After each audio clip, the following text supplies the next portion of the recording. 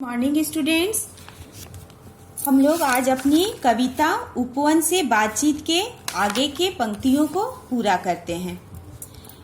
पीछे हुई कविता में हमने यह देखा बच्चों कि किस तरह से उपवन के पौधे गर्मी, बरसात और शीत के प्रकोप को झेलते हुए और फिर तब लास्ट में जाकर वसंत में अपने पूरे फूल पौधे उसमें खिले हुए हैं।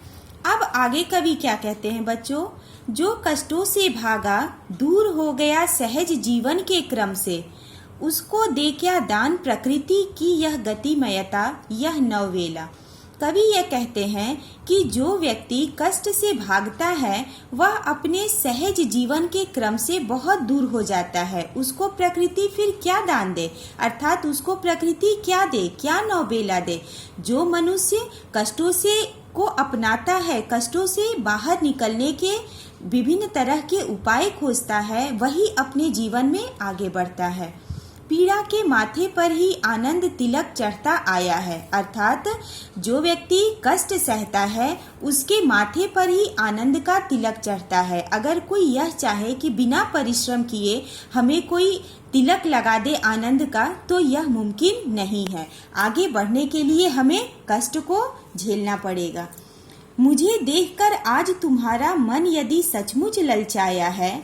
उपवन जो है, उपवन के पेड़ पौधे वो अपने साथी से बोलते हैं कि आज अगर हमारे फूल, तरह तरह की पत्तियां, फल फूल, यह सब देखकर सचमुच यदि तुम्हारा मन ललचा रहा है तो कृत्रिम दीवारें तोड़ो, बाहर आओ।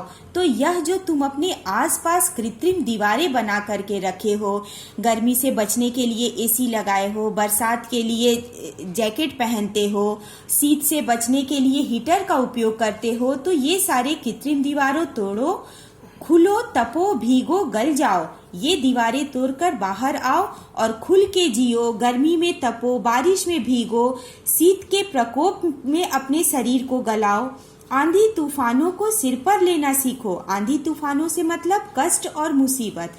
लाख तुम्हारे ऊपर कष्ट और मुसीबत आए, जीवन का हर दर्द सहेजो, स्वीकारो हर चोट समय की।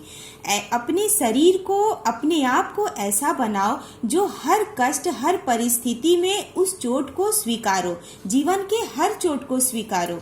जितनी भी हलचल मचनी हो मच जाने दो। तुम्हारे जीवन में कितनी भी परेशानी आए, कितना भी कष्ट, दुख, तकलीफ आए, आने दो, उससे घबराओ नहीं। रस विष दोनों को गहरे में पच जाने दो। रस विष का मतलब सुख और दुख दोनों तुम्हारे जीवन में आते हैं, तो उन दोनों को अपने आप में पचाना सीखो। तभी तुम्हें भी धरती का आशीष मिलेगा, तभी जाकर तुम्हें भी धरती का आशीष मिलेगा, तभी तुम्हारे प्राणों में भी यह पलाश का फूल खिलेगा। अर्थात कवि का तात्पर्य यह है बच्चों कि जीवन में कष्ट और मुसीबतों से जो व्यक्ति घबराता है वह कभी भी जीवन में आगे नहीं बढ़ता।